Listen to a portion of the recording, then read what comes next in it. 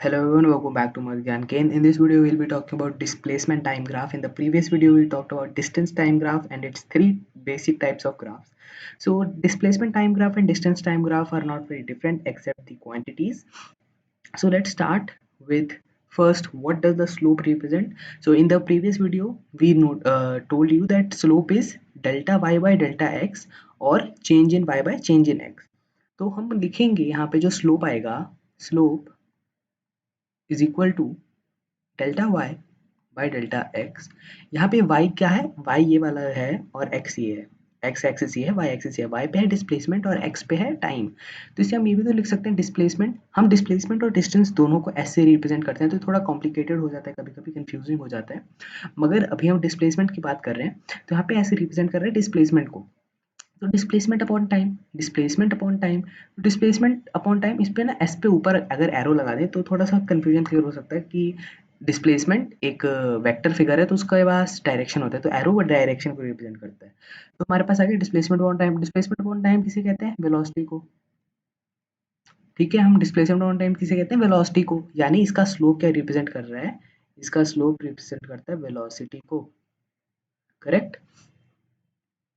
अब जैसा कि हमने पिछले वीडियो में देखा था, अगर ये स्ट्रेट लाइन रहे, अगर कभी भी ग्राफ में एक स्ट्रेट लाइन बने तो वो होता है यूनिफॉर्म मोशन में, it is of uniform motion. Uniform motion क्या होता है, uniform motion is when an object covers equal distance या equal displacement in equal intervals of time. मतलब अगर वो ऑब्जेक्ट एक सेकंड में 10 मीटर ट्रेवल कर रहा है तो अगले सेकंड में भी वो 10 मीटर ही ट्रेवल करेगा। जैसे अगर हम मान लें, पहला ये मानते हैं, इस वाले सेकंड से लेकर के इस सेकंड तक ये कितना ट्रेवल कर रहा है, 1 मीटर। करेक्ट, यहाँ से यहाँ तक कवर कर रहा है।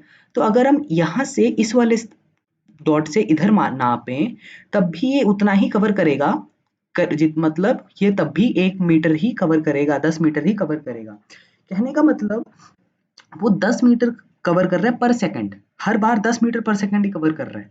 इसका मतलब क्या हुआ, स्पीड कांस्टेंट है, वेलोसिटी कांस्टेंट है, वेलोसिटी कांस्टेंट है, वेलोसिटी इज कांस्टेंट।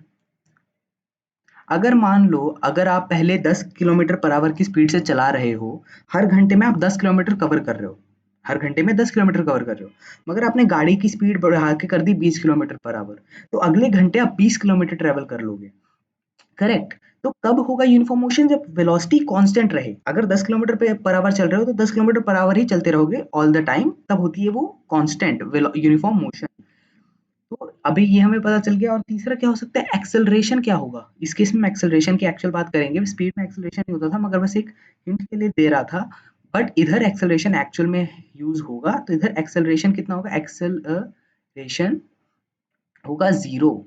जीरो क्यों होगा, अगर वेलोसिटी कांस्टेंट है, वेलोसिटी ना बढ़ रही है ना घट रही है, और एक्सेलरेशन क्या है, चेंज इन वेलोसिटी। अगर वेलोसिटी में चेंज ही नहीं हो रहा तो एक्सेलरेशन जीरो रहेगा। अब आते हैं पैरेलल टू एक्स एक्सिस पे।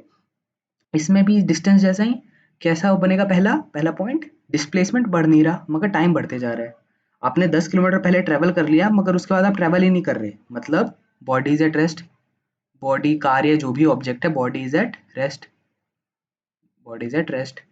अब बॉडी रेस्ट पे कब रहेगी, गाड़ी की स्पीड तो जीरो रहेगी तभी बॉडी रेस्ट पे रहेगी। अगर स्पीड या वेलोसिटी, अगर वेलोसिटी 10 किलोमीटर रही, 10 किलोमीटर पर आवर रही, तो गाड़ी रुकी थोड़ी रहेगी, गाड़ी तो चलेगी। तो इसीलिए जब बॉडी रेस्ट पे कब होगी, जब वेलोसिटी जीरो होगा, वेलोसिटी जीरो होगा। अब अगर वेलोसिटी जीरो है तो एक्सेलरेशन भी जीरो होगा, एक्सेलरेशन भी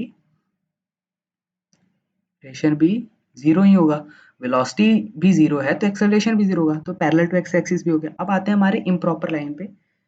अब इस केस में भी वही जो हमने डिस्टेंस टाइम ग्राफ में देखा, पहला ये एक हाई स्लोप है। एक और चीज मैं बता देता हूँ, डिस्टेंस टाइम ग्राफ और डिस्प्लेसमेंट टाइम ग्राफ दोनों में ये चीज रहता है।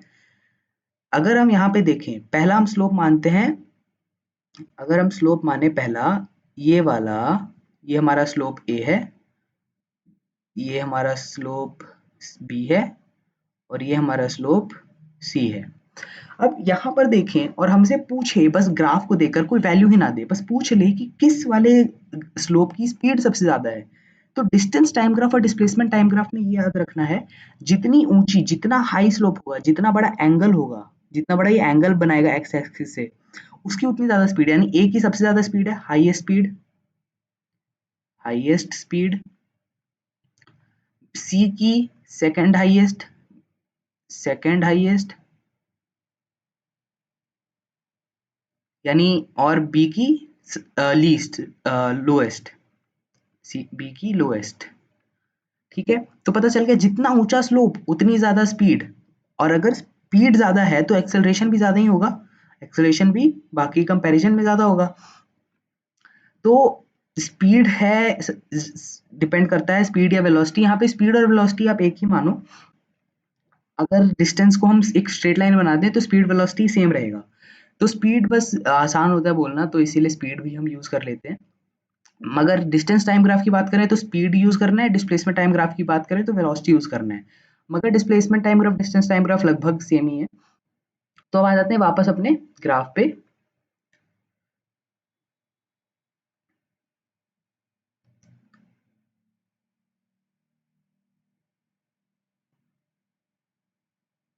तो वापस से अब यहाँ पे क्या है, अनयूनिफॉर्म है, नॉन यूनिफॉर्म मोशन है, ये नॉन यूनिफॉर्म मोशन है। अब नॉन यूनिफॉर्म क्यों है? जैसा मैंने पहले बताया, यूनिफॉर्म मोशन क्या है, equal distances in equal intervals of time. अगर यहाँ पे मैंने क्या बताया, स्लोप ऊंचा है ना ये वाला, तो यहाँ पे स्पीड ज्यादा है तो ज्यादा डिस्टेंस ट्रेवल कर रहा है कम टाइम में। यहाँ पे स्लोप कम है, बहुत कम है, तो बहुत कम डिस्टेंस ट्रेवल करेगा ज्यादा टाइम में। यहाँ पे स्लोप मीडियम है तो ये डिस्टेंस तो ठीक ठाक ट्रेवल करेगा मगर टाइम भी ज्यादा लगेगा।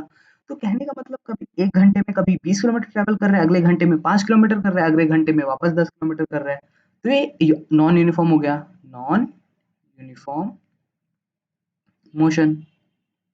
अब नॉन यूनिफॉर्म मोशन कब होगा? जब वेलोसिटी चेंज होगी, velocity is not constant, velocity is not constant, और acceleration is not equal to zero. यहाँ पे एक्सेलरेशन है, यहाँ पे एक्सेलरेशन रेशन is not equal to zero.